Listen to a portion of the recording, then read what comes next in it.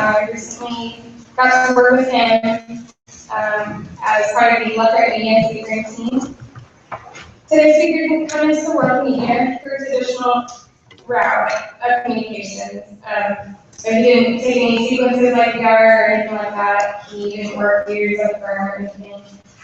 He received his bachelor's degree in physics and mathematics from Austin College in Sherman, Texas, and his master's in chemical engineering from the University of Michigan at Ann Arbor.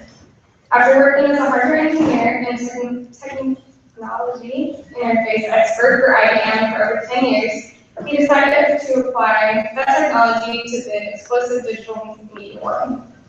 Chris Perez today is recognized as a thought leader in interactive digital design and honestly experience.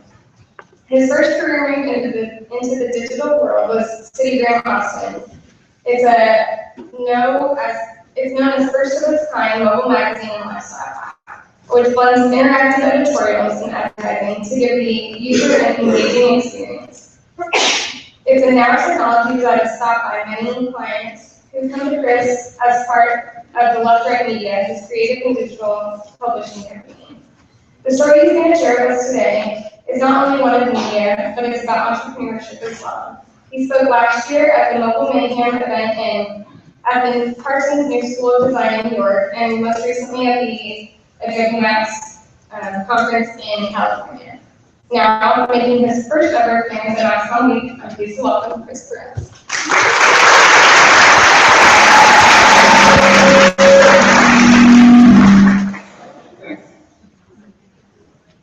Great, so I'll open up with a quote. Turn that thing on. Is this better? Okay. Cool. That's it. So guys hear me? All right, great. I'll open up with a quote here. This is a quote from Frank Rashid. He's an industrial designer. And he says, "Why are we here on Earth? To create. It's in our nature."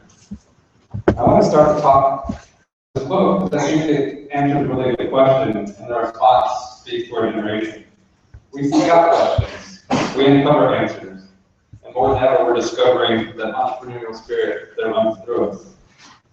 So real quick before I get started, I just want to do like a little bit of attendance call to see how diverse the group is. So who's in like business major in the group here? What about like let's say like digital media? Right. What about journalism? Okay, good. This talk's going to apply to a wide vast of people, whether they're interested in starting a business or how to further their career. So I want to take a moment to tell you why I'm here. Adrian told you a little bit about this, and personally how I found my path to creative freedom. From being an engineer at IBM, where I created lots of chips, I worked on, during my time there, the PlayStation 3, the Xbox, and the Nintendo Wii, to Apartment Therapy, which is a national lifestyle blog. It's based out of New York. And there I created lots of articles about people, about home tours, and about art. To CityGram, where I created a digital magazine. It's app in the App Store. It's kind of like your city guide in your pocket. And we cover restaurants, events, and local shops. And finally to Left Right Media, which is the design agency that we've become, where we develop magazines to be like CityGram. So I did all this in 3 years, so pretty fast timing. Like 3 years ago today, I was behind the cubicle in Rochester, Minnesota at IBM. And to be honest, I wouldn't recognize the person that I am today, because I didn't quite know this capability. And so starting with the first one at IBM, this is the job society tells you to get. This is the job parents tell you to get. I was good at math and science, and I wanted to apply myself there. I was fascinated by technology, and it seemed like a hard career, like a noble career. And so I pursued it. I worked there 9 years, and before officially quitting my job, and the bridge to help me get there was this job at Park Therapy. So this is something that I just did on the side. I was kind of reaching a plateau in my career where I was kind of bored with what I was doing. And I was comfortable with what I was doing, so I had extra time to like pursue something else. I took this job at Apartment Therapy. They just had posting, hey, we're looking for somebody to make apps, or to write about apps. And I knew that stuff very well. So I applied without really any writing experience. Instead, I just made some writing up and made some post stuff that were like their language and presented that as part of my resume. And I was surprised I got the job. So I was doing this on the weekends, and it was great. I learned photography. I learned how to meet people, and they're all popular and known for their home tours, and so I'd be meeting people every weekend, and they'd be telling me about their path to creative freedom, and hearing that week to week inspired me. And then I wrote these stories to a national audience. You know, somebody's opening up to me, telling me their path, and I felt it was my duty to honor them with this piece that I was writing. And through it all, I discovered my talents and passions, and I was hungry for more. And that's what led me to do Citigram, where the basis beyond that is telling more stories like that, but focused in Austin, focused in a place where like the city that I discovered this person I was. And it's built here in Austin by a local team. We just published our 18th issue, and we actually have a new version of the app out now, so if you download it, check it out and let us know what you think. We think it's pretty slick. So, and then finally, Left Right Media. This is a recent pivot.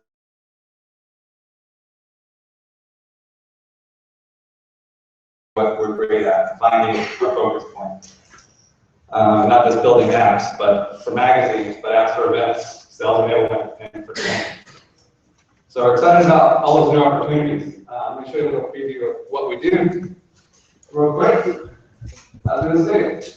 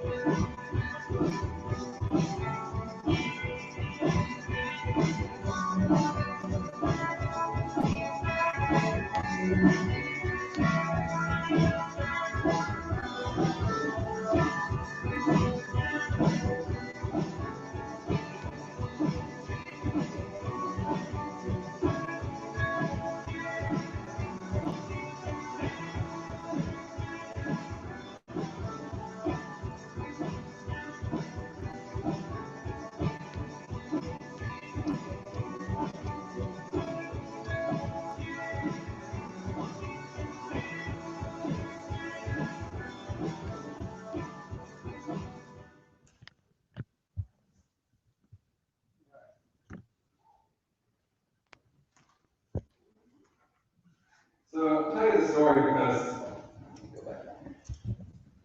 I want to help you find yours, help you find your career, help you find your business, and help you find your own creative freedom. And I think a lot of that can be applied by practicing this thing called entrepreneurial thinking. And it's something that I realize now that I'm doing inadvertently. So entrepreneurship is a mindset. It's a pattern of habits that allows you to transform your ideas and make them evolve and come to life. And I think it's finding not just what you like, but discovering why you like it. I follow this person on Twitter because they have a voice that's present. They're timely, they're honest. Sometimes they make you laugh. Realizing that they maybe there's something to this scrolling feed, this limitless feed of Facebook and Pinterest that has a hook. And learning about that. And trying to apply those principles and things of why you like things to your own business, your own ideas. And career conformity is no longer the status quo here. The new working class, you guys don't just want a conventional job. You want something as unique as you. And you don't just want to do one thing. You want to do all the things. And that's kind of the thing here with all the hats. And this is a story like my intern, like Adrian over there. We've had lots of people come to us.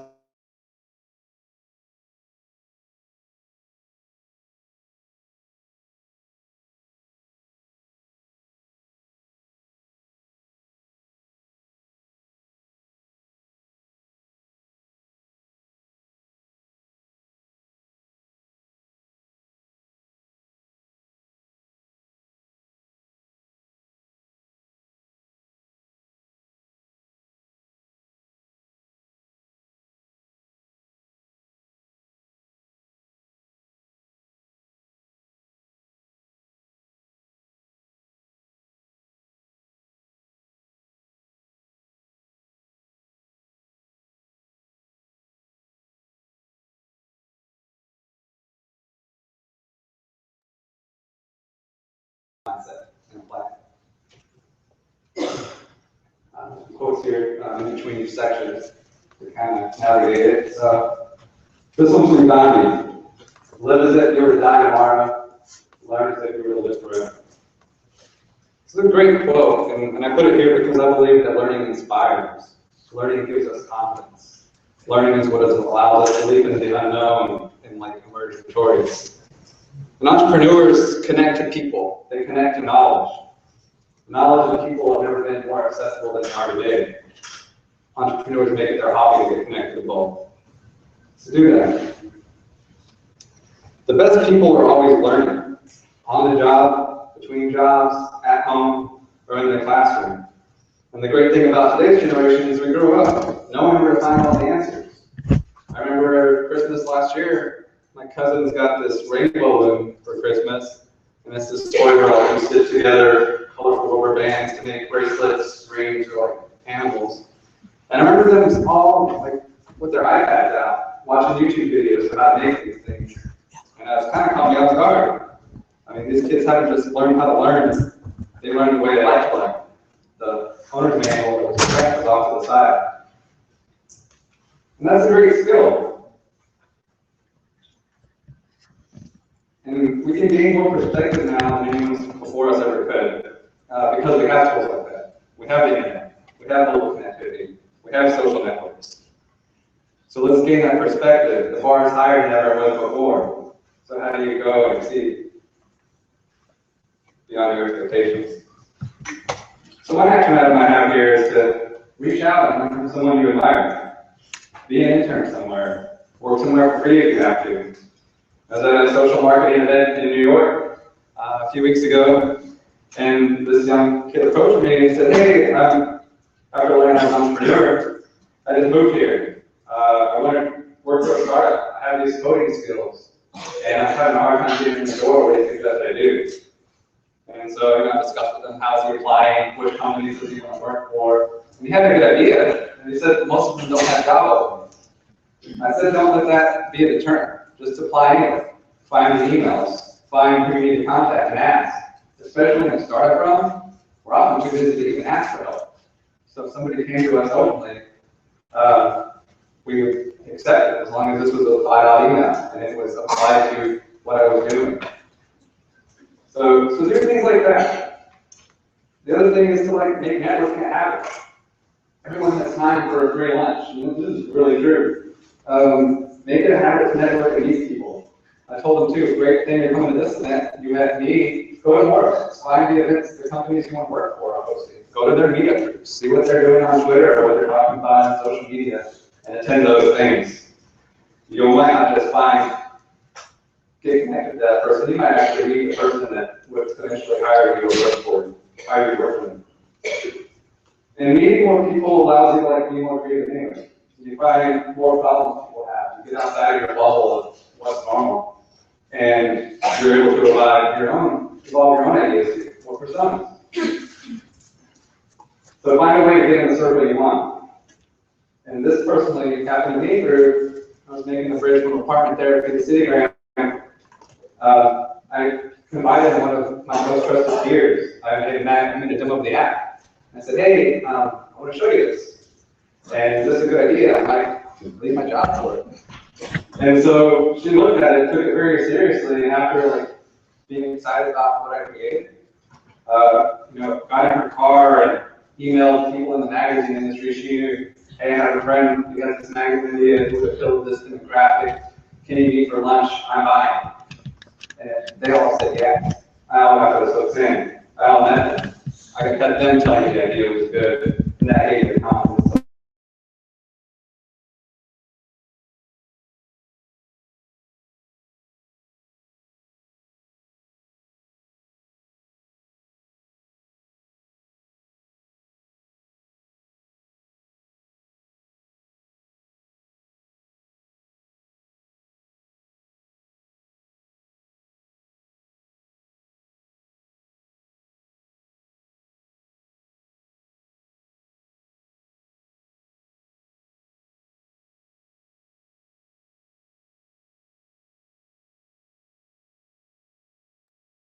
In our first issue, I was the editor, the creative director, the photographer, the writer, the developer, and the graphic designer. I didn't sleep much, but I knew every single facet about what I was creating. And when I needed to pivot or try new ideas, I had the power and capability to change those things overnight, and that I went. And there are going to be hundreds of things you need to make, hundreds of changes you have to do to respond to the public. What do they really want? Why are they going to really download your app? You have to do those things to get wide acceptance of your idea. And you're going to want to be able to engineer those changes yourself because you know your business, you know your product best. For contrast, I'm going to take a moment to tell you a story about a friend of mine. And he was excited about the success I was seeing with City Grant and what to start his own business. He had an idea for an app. He was in the law field, so it was a lawyer app. And he wasn't an app developer though. So he didn't learn how to be one, so he hired one. And he wasn't a designer, and he didn't take the time to learn the design things he needed to learn. So we hired one to do a logo, a website. And he wasn't familiar with how to market things, so we hired a PR firm. And then he ended up having to stop pretty soon because he built all this overhead. It was costing too much money. And now the chance to iterate is too many people too. There's too much of a change. And getting a download is hard. I hear lots of people being like, I'm going to get this out, everyone's going to love it. And it's super hard when you're in the world. And getting a conversion is hard. Getting somebody to buy something is super hard because we're pitched to all the time. So you always need to have yourself be the person that's going to drive it if you're going to succeed. I also want to tell you to embrace your layers and your individuality. And charge it off with confidence. So this is a electronic confidence supposed to charge like all your circles.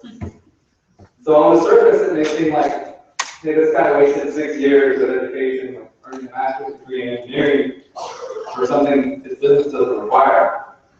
But those years taught me how to learn. They taught me the confidence to solve hard problems. They even taught me how to run a business by teaching me how to manage projects and teams.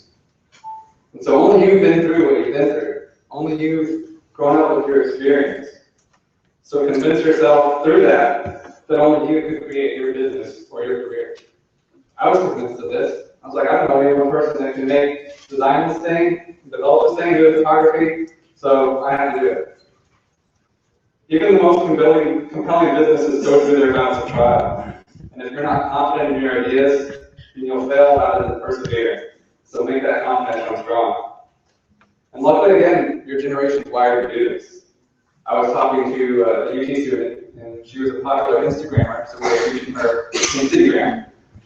And I just asked her, why do millennials place such a value on portraits and selfies these days? She was talking about hiring a photographer to shoot her graduation photos, something I never did.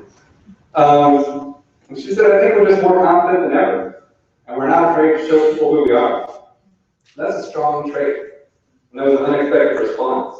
And I think that speaks to the talent and generation that's cultivated in this room.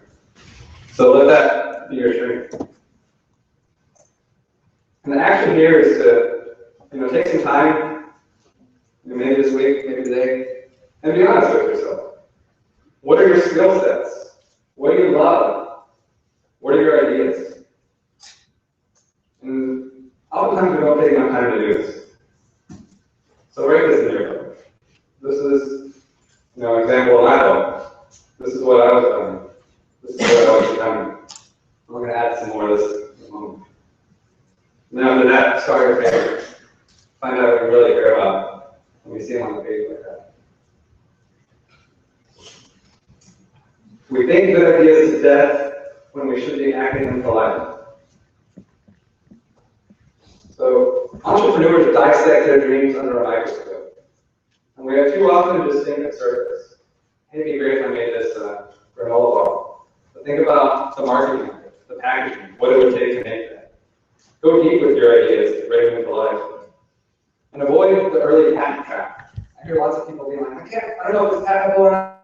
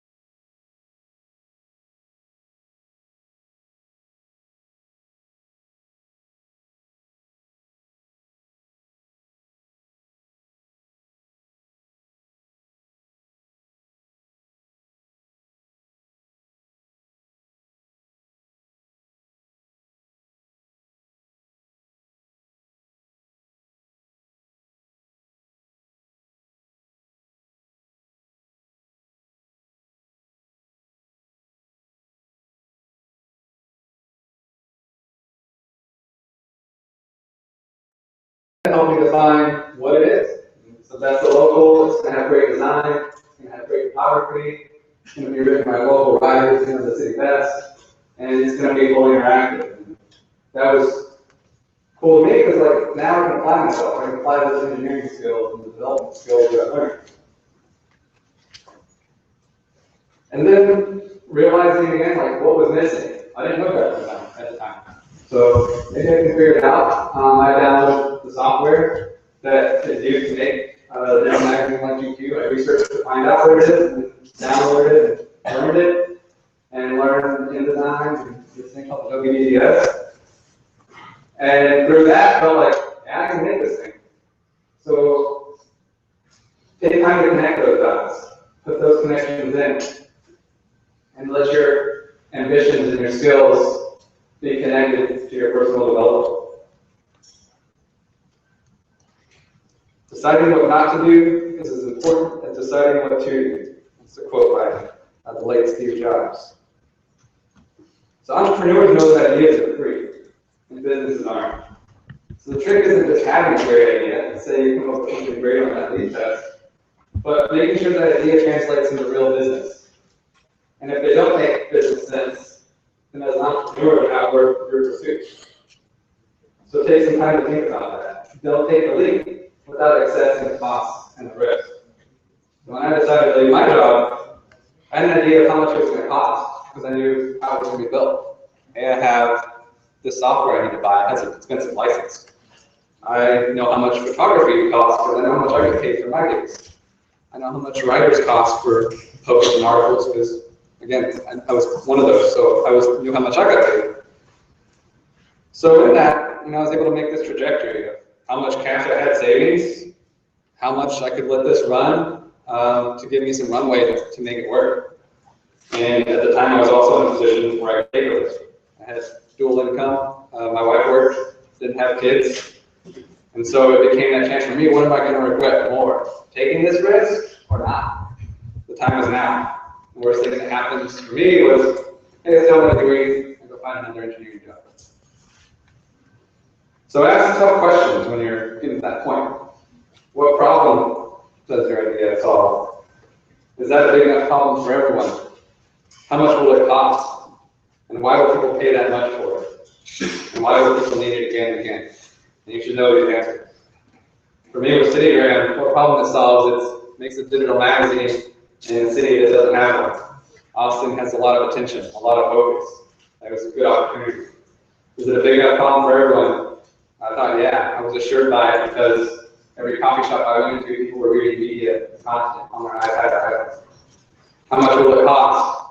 I thought I could make a 99-cent app when I started, but when I talked to my friends, they're like, I don't buy anything that's 99 cents, so I made it free. Why would people pay that much for it? And determine that when you start thinking about what it costs to make. And for me, it was, I'm going to make the money from advertising. And then why would people need it again and again? Especially in the magazine experience, it was all about our content. So my challenge was to make great content that was interactive in the way you haven't seen it before, and help people come back for it and rewind. So the action here is to make a business plan and make spreadsheets your new best friend, at least just for a little bit. Because it really makes you think things through. It did for me. It'll make you think about all the levels and facets of your idea, the marketing, the reach, the strategy. And also it's a good exercise to decide, am I overwhelmed by this? Or am I excited about this? I mean, if you get excited in front of a spreadsheet, you might be doing something. So, and it changed for me, it changed my I should do this to I need to do this. So let it do that for you. The team you build is the company you build. And who you partner with may be just as important as who you hire and the network you build. This is a quote from Steve Case. He's the founder of AOL. And he said this one at South by Southwest this last year. Entrepreneurs know they can't do it alone. Building a business is the single hardest thing I've ever done. And I've tried to tell myself all these hard things. You can't do it alone. You need a team, you need a community, you need people you can rely on. So find your culture, find your people. What kind of business are you going to be? Make your people feel like they're part of the business. They'll need to, because they're going to need to sacrifice just like you. And because they are going to become that business, especially in the early stages. So the action here is to make a mission statement. Try to define what you want to do in a short statement and why will people want to join you or be a part of your office.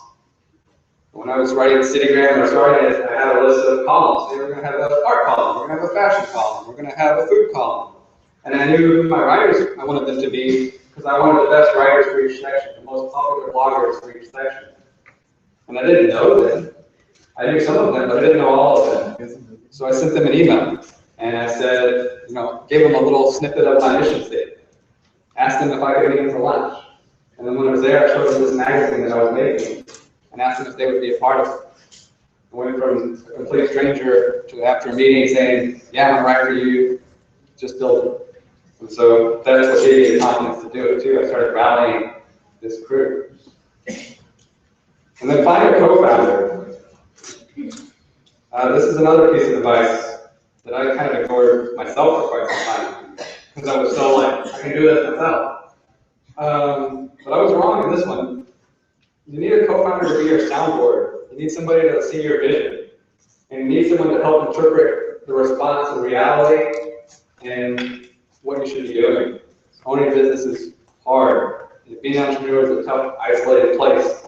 And you have to talk yourself into things. You could talk yourself into things that you shouldn't. So a co-founder helps you keep you honest and keep you in check. And when I finally found one, the pace of our business accelerated, and I started spending my time more wisely, more lively, rather than tinkering around with things I probably should have been tinkering around. Fail early, fail often, but always fail forward. This is actually kind of like a new business mantra of Silicon Valley. Entrepreneurs fail fast so they can succeed sooner. And this whole fail fast is kind of a movement.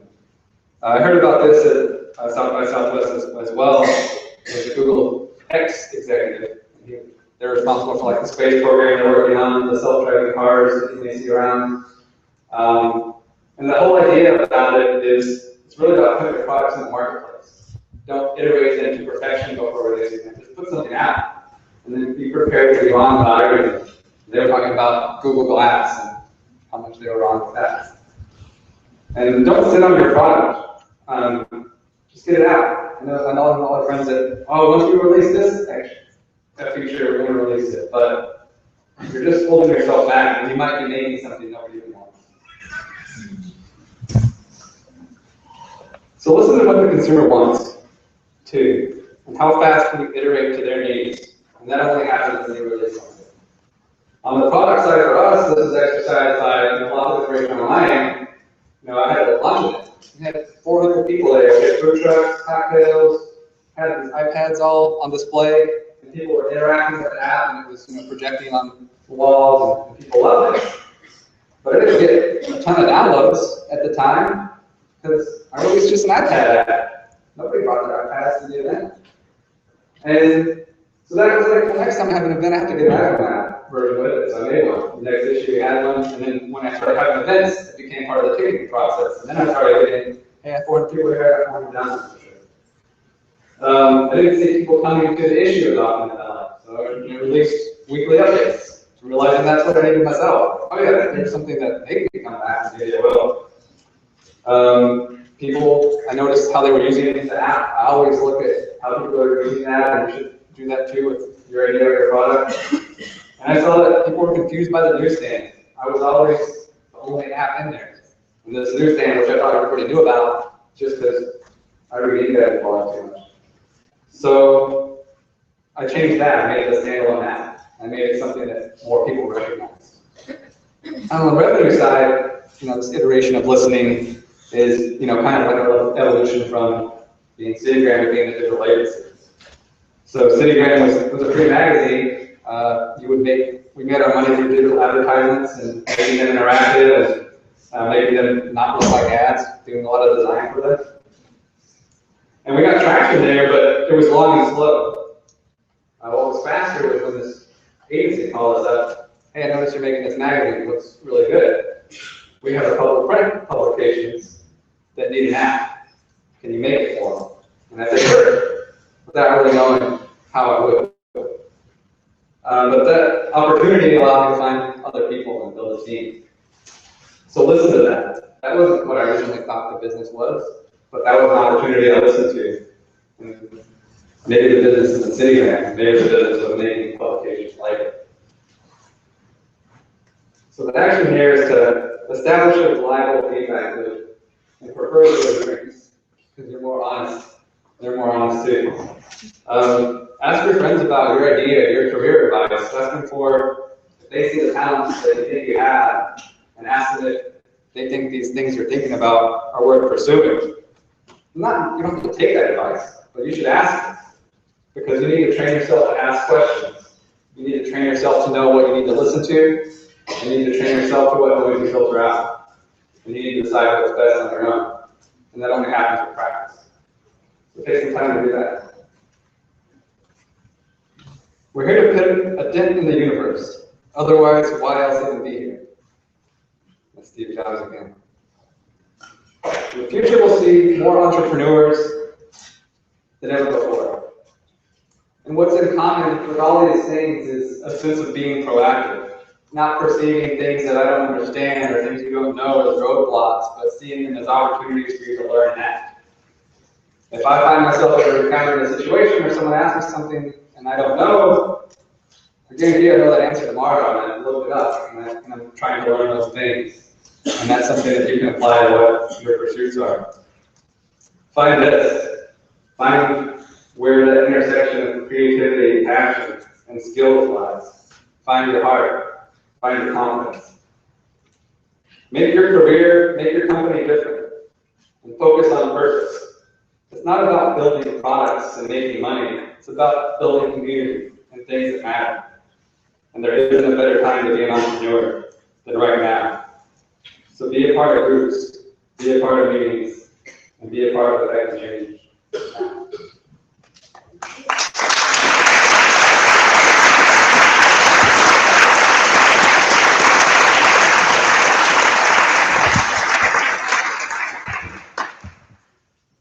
Cool, so I think we have time for some questions, and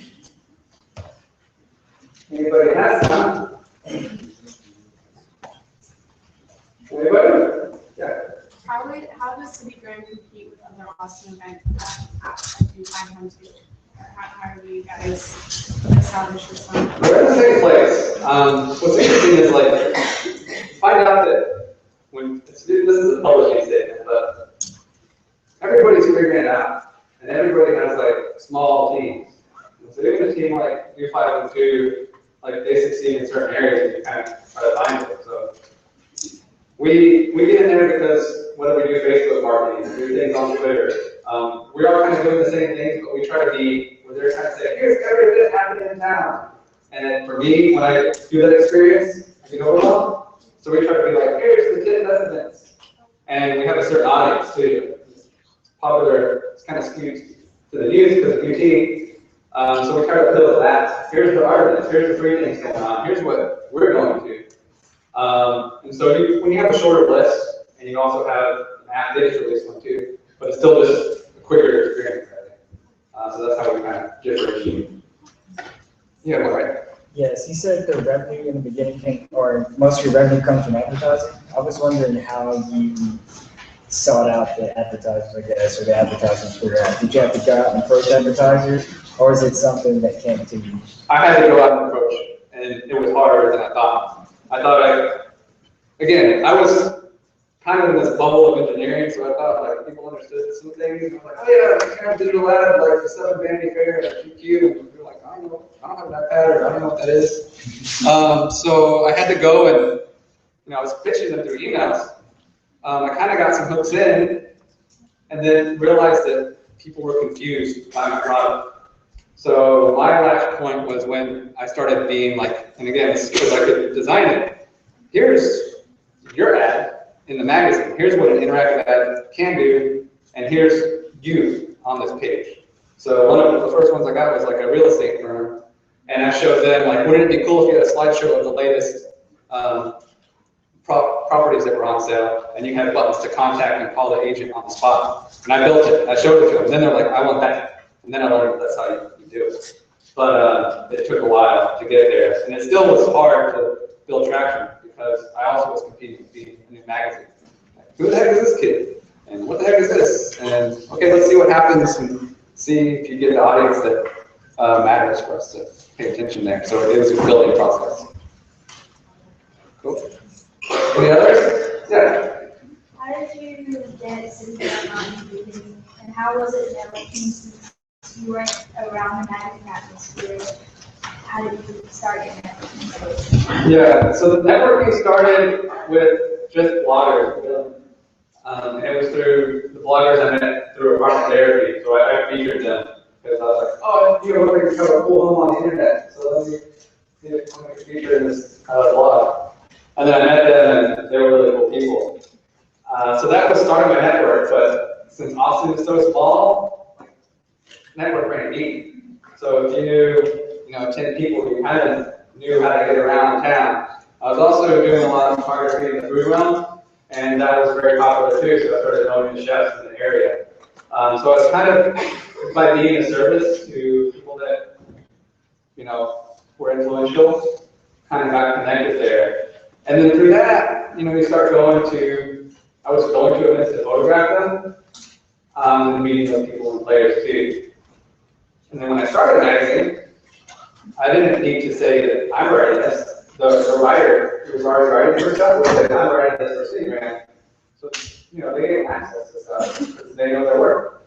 And then we started getting invited to the PR events. We started getting invited to all these media things. And again, Austin's small, taking advantage of that fact. I don't know if this would work in a place like New York, but I worked there. And when I still go to media events, it's a small group, it's 10 to 15 people. So we're one of those publications that they put in there.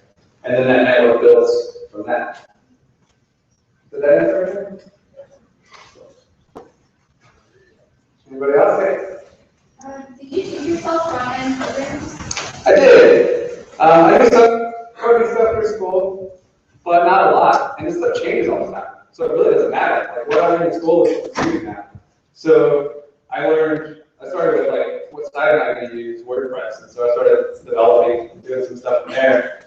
What I had to do with CityGram with InDesign and DPS, it's not a lot of programming. It's more, graphical, like hooks and buttons and attachments and things like that. So that wasn't really hard. Most of it, but I started, again, it was, I need this. So let me figure out how to use it. I need this one thing. Focusing my learning there helped slowly build up to this knowledge. Now I know a lot about that stuff. Yeah. What's your favorite part of your job? My favorite part of my job, it's really cool. We just got a new office on Holly Street, East Austin, and right now, it's a special kind of moment in time for us.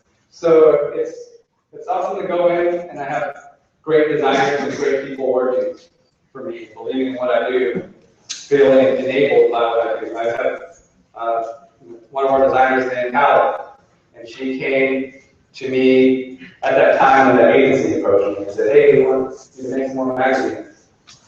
I think she came to me like a week before that and said, "I just lost my job, but I see what you're doing, and it's graphic design, and I'm a graphic designer, but I don't know this interactive thing you're doing. Can you teach me?"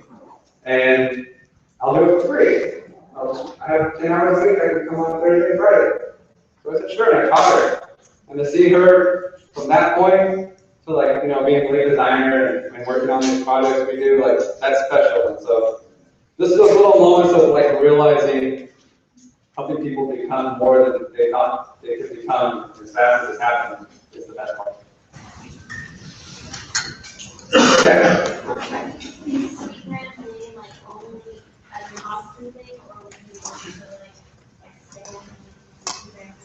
Yeah, that was my original idea. And that's why I needed it to be a big idea too. But I can't just make an idea. It probably has to be a big business has to apply to other cities. So CityGram Austin, then it could be CityGram New York, CityGram Portland, CityGram San Francisco. And so that was our thought to do that. Not sure.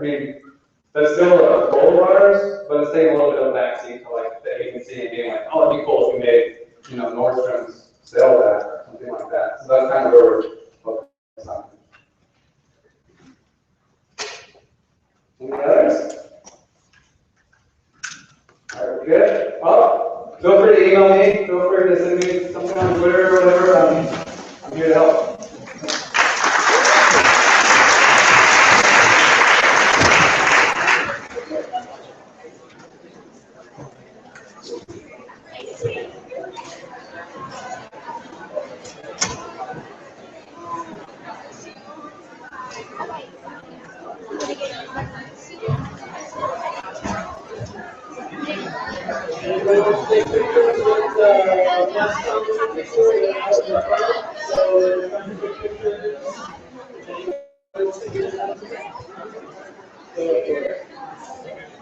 Well, yeah, I have to. Alright. Alright, and I'll see you tomorrow. I haven't written down everything about something I sent over, but alright. See you tomorrow. Yeah, no problem. Hey, and just send those pictures to me. Okay? And I'll let you know on Twitter. Alright, awesome. Have a good day. You guys Yeah. A minute wasn't bad. Wi-Fi instead of phone. Hey, I mean, you're 8 o'clock. Okay.